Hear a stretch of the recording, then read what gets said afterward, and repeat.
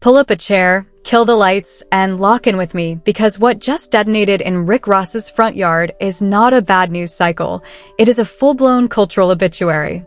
A man opened his mouth, dared 50 Cent to sell a shoe that was collecting dust before some of y'all were born, and inside a single sunrise those same sneakers turned around and blew the roof clean off his credibility. Sold out. Everywhere. In minutes. And listen, here's the part that should make every rapper with a side hustle sleep with one eye open tonight. Rick Ross did not get proven wrong by a diss record, or a hit song, or a documentary, or a courtroom. Rick Ross got proven wrong by a shoe. A shoe old enough to legally rent a car. A shoe from 2003. A shoe he personally dragged on camera, escorted to the discount aisle with his own mouth, and buried with a smirk. So, what is the tea here? The tea is that 50 Cent quietly resurrected the G-Unit G6 with Reebok. Rick Ross bet his entire boss mythology that not a single soul on this planet would spend $1 on them. And the culture just delivered one of the most public, most humiliating, most well-documented verdicts hip-hop has ever seen. Because when the smoke cleared, the only thing left sitting on the shelf was Rick Ross's dignity. And here is the twist nobody is talking about yet. The deadliest move 50 Cent made this week was not the shoe at all. It was what the shoe secretly proved. By the time this video wraps, you're going to see the chess move hiding underneath the checkers game, and you're going to understand why Rick Ross may have just walked himself into the worst month of his entire career. This story has layers, folks. And the last layer is a knockout. Alright, let's peel this back for anybody who missed the setup, because context is the seasoning on this whole plate. A few weeks back, Reebok announced the G6 was coming home. That was the G-Unit sneaker that first hit the streets in 2003 and vanished by 2006.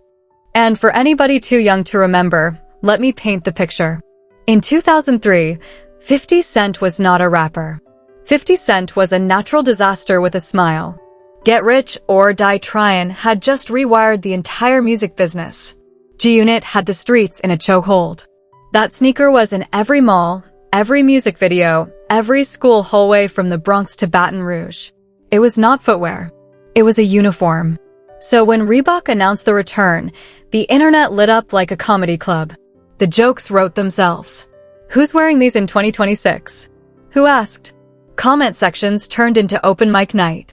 Blog pages recycled the same 3 memes.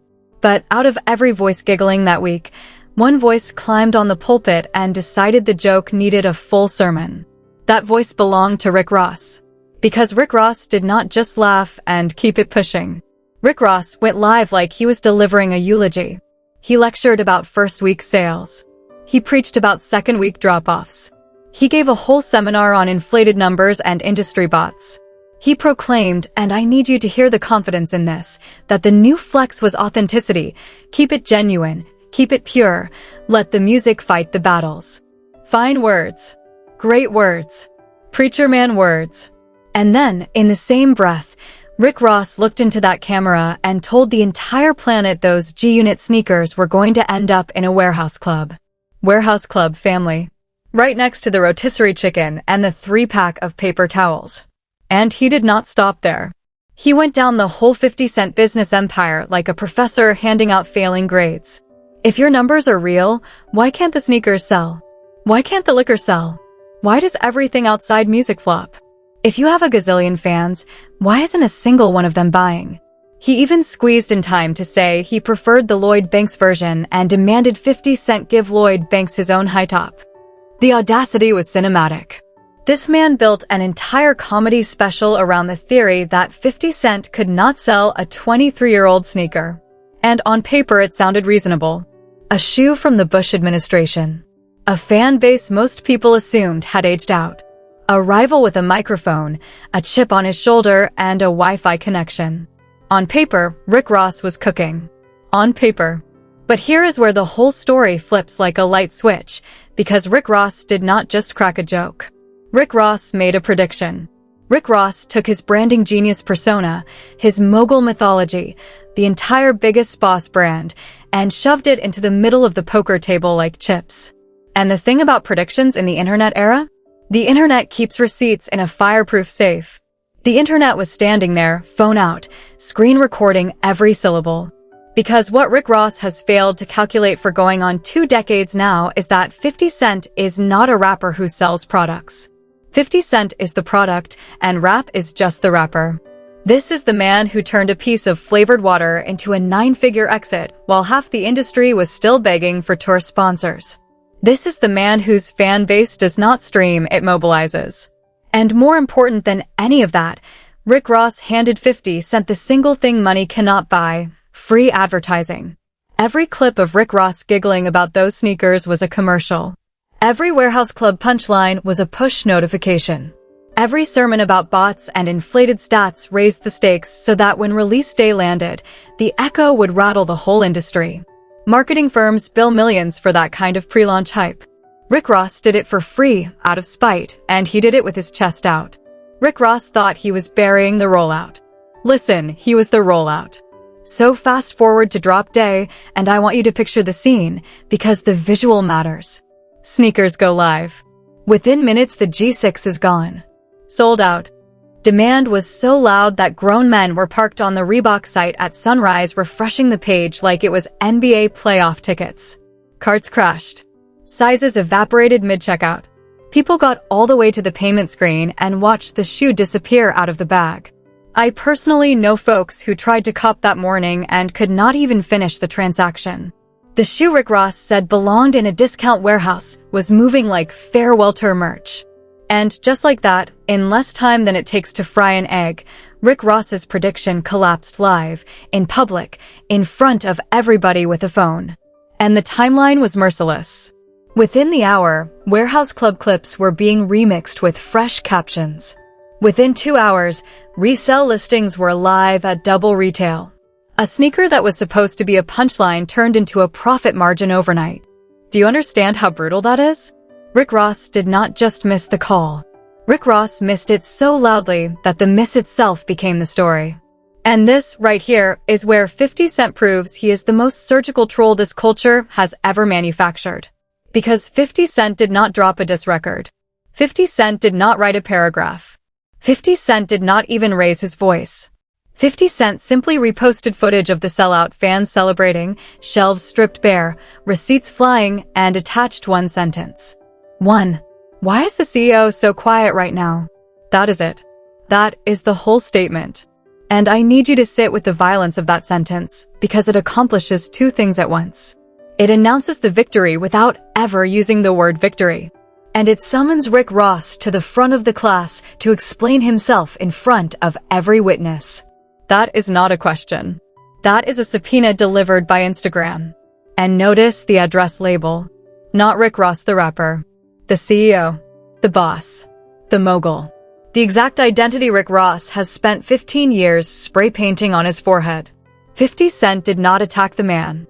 50 Cent attacked the mythology. And this right here, is the blueprint for how you dismantle a rival in 2026.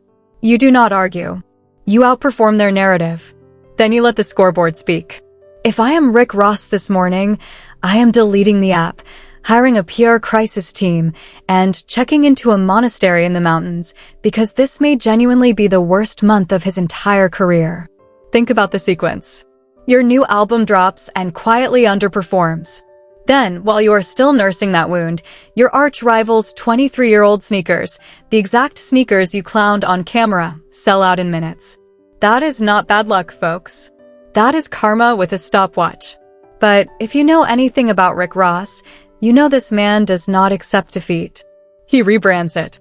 And what he did next was so shameless, so acrobatic, that I had to rewind twice to confirm I was not hallucinating. Rick Ross climbed back on camera and called the whole sellout a lie. He stared into the lens and demanded to know why 50 Cent was deceiving the people. Stop lying, he said. He dug up an old bankruptcy filing from the last time G-Unit sneakers were around. He swore up and down that nobody was reselling, nobody was buying, and the shoes were ugly, always had been ugly, and were sitting in a warehouse right this second collecting dust. And listen, the confidence. The unshakable, evidence-free, forehead-out confidence. The shoes are gone. The screenshots are everywhere. The resale listings are already live. And Rick Ross is standing in front of the entire culture, insisting the sky is green. Do you understand what it takes to watch a product vanish off shelves and then declare on camera that nobody bought them? That is not confidence anymore. That is a man building a whole house inside his own denial and hanging curtains in the windows. And the saddest part? He knows the receipts exist. He knows the culture can see them. He is not talking to the timeline. He is talking to the mirror, hoping the mirror finally agrees. And because one embarrassment was not enough, he detoured into fashion critique, claiming 50 Cent needs a stylist because of the outfit he wore the night he popped out at Verzuz. Which brings us to the single most delusional moment of this whole saga. And you need to brace yourself. Somebody in Rick Ross's comment section pointed out that for a man who claims he was not watching, he sure had a lot of detailed opinions about the outfit. And Rick Ross, cornered, exposed, out of exits, reached into the vault and pulled out a claim so wild it deserves its own documentary. He said, of course he was watching. Because he owns equity in Verzuz. He implied 50 Cent showing up was essentially working for him. He literally said, thanks for the employment, Curtis. He even promised to make sure 50 Cent has a bottle next time, like he was doing him a personal favor. Now let's unpack that, family, because I almost swallowed my tongue. Your rival's sneaker just embarrassed you in the marketplace. Your album is being roasted on every blog in the country. And your response is to claim you financially benefited from his television appearance years ago. That is not a comeback. That is a man clinging to a pool noodle in the middle of the Atlantic. And notice the pattern, because there is always a pattern with Rick Ross. When the numbers go against him, the numbers are fake. When the sellout goes against him, the sellout is fake. When he gets caught watching his rival, he was not a viewer, he was an investor. The scoreboard only counts when Rick Ross is winning. And that is exactly why this moment lands so hard, because the culture has been quietly keeping a list. And this week, that list went viral. Here's what nobody's saying out loud. This feud did not start yesterday. 50 Cent and Rick Ross have been at war since flip phones were the top of the line. This is the rivalry that gave us cartoon dices, leaked domestic footage, award show confrontations, and 2 decades of interviews where neither man can say the other's name without pouring hot sauce on it. And through every single round, one truth has stayed unchanged. 50 Cent wins the battles he chooses to fight in public because 50 Cent never swings first without already knowing exactly where the punch will land. Rick Ross swings because he feels something. 50 Cent swings because he calculated something. One man is fighting with emotion. The other is fighting with a spreadsheet, a marketing calendar, and a small army of receipts. That difference right there is the entire story of this feud. And the sneaker sellout is just the newest chapter in a book Rick Ross keeps insisting he is writing the ending to. But let me tell you what this whole story is actually about, because it is bigger than 2 men and a sneaker. What just happened is a masterclass in Sneakernomics 101, and the entire industry needs to take notes. Nostalgia is the most underestimated currency in entertainment. People will empty their bank accounts for the things that made them feel alive when they were young, and they will do it without comparison shopping, without reading a single review, without hesitation. 50 Cent and G-Unit are not just a brand. They are a timestamp. First cars, first house parties, first heartbreaks, the summer of 2003. When that generation saw the G6 coming back, they were not buying leather and rubber. They were buying a time machine. And that is exactly why the industry keeps fumbling legacy artists. Just because an artist is not trending on the Explore page every 24 hours does not mean the fan base evaporated. Those fans grew up. They got mortgages. They got salaries. They got disposable income. And when a product touches the right memory, they show up with their cards out and no limit on the spend. Rick Ross looked at a sleeping giant and mistook it for a corpse. That is the miscalculation that ends careers. And before anybody tries to spin this as a fluke, let me connect one more dot for you, because I have not forgotten last month's conversation. Folks were debating whether 50 Cent could sell out Yankee Stadium 3 consecutive nights the way Jay-Z just did. And plenty of people swore up and down that 50 Cent did not have the catalog or the fan base to fill a stadium in his own city. Now, I said at the time I fully believed in the international impact of get rich or die tryin', but 3 consecutive nights in the toughest crowd in America was a fair question. And who slid into that conversation himself? 50 Cent. The man personally pointed out that his last world tour ran 103 shows and finished as one of the top 3 highest-grossing tours ever. Top 3 ever. Not top 3 of the year. Not top 3 of his genre. Top 3 in the history of live touring. So let this sneaker moment be the final nail in that debate. 50 Cent has fans in every time zone who will spend real money on anything with his name attached, whether it's a stadium seat in the Bronx or a retro high top on a random Tuesday morning. You do not have to like it. The receipts do not need your approval. Alright, back to the wreckage, because we have to talk about where this leaves Rick Ross, and I am going to be honest with you, it leaves him standing in the wilderness. Because this was never about sneakers. This was about the one asset Rick Ross has spent 15 years constructing, the image of the untouchable mogul whose every word is prophecy, whose instincts never miss, whose brand is bulletproof. And 50 Cent just cracked that image down the middle with a product launch. No diss track. No interview. No scandal. Just supply and demand delivered on a silver platter in front of the whole world. And the cruelest part? 50 Cent barely had to lift a finger. Rick Ross talked himself onto the ledge, and the culture simply hit record. Every warehouse club sermon is now a meme template. Every confident prediction is now a caption. Every finger wag is now a punchline. That is the damage nobody is measuring yet. Rick Ross can never lecture the industry about business again without somebody dropping the G6 receipt underneath it. And here is the psychology I keep circling back to, because it says everything about how this man operates. 50 Cent has been living rent-free in Rick Ross's mind for years. And every couple of seasons, the exact same cycle repeats like clockwork. Rick Ross pokes. 50 Cent waits. Rick Ross overcommits. 50 Cent wins. Same movie, new wardrobe. And somehow Rick Ross keeps buying a ticket to his own humiliation. At some point you have to ask whether this is rivalry or ritual, because the definition of insanity is doing the same thing over and over expecting a different result. And the results are in family. They are sold out in your size. And do not think the culture missed the silence that followed.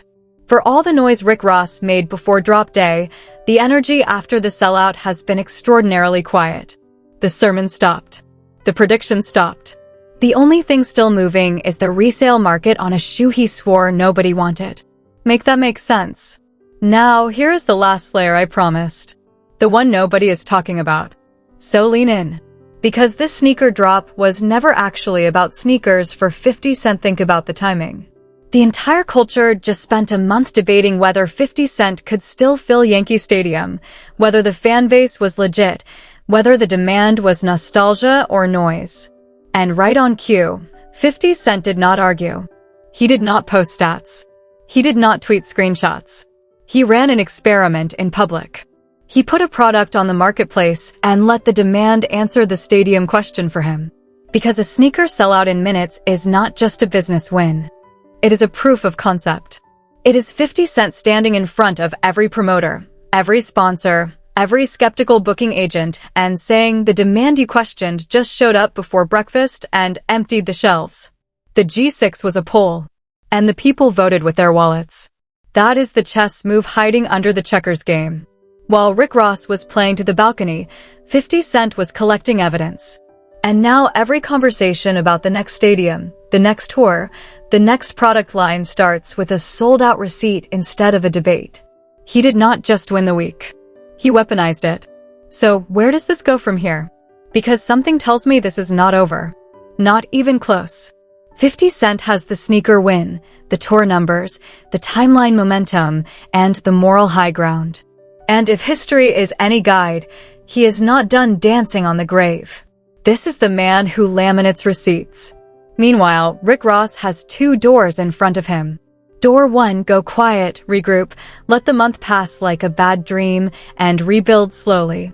Door 2, keep talking, keep denying, keep improvising equity claims, and turn a bad week into a legacy wound that follows him into every interview for the next 5 years.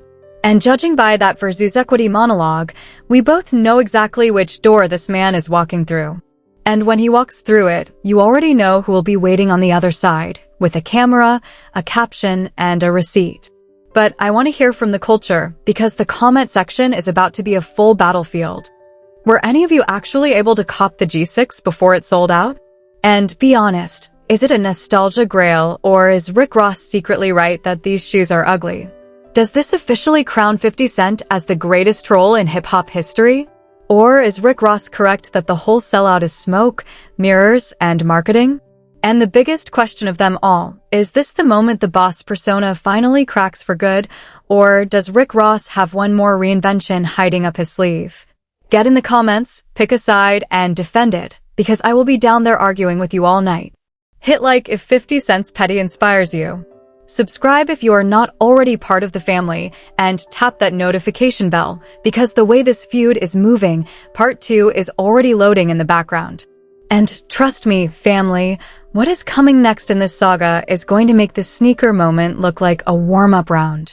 I'll catch you in the next one.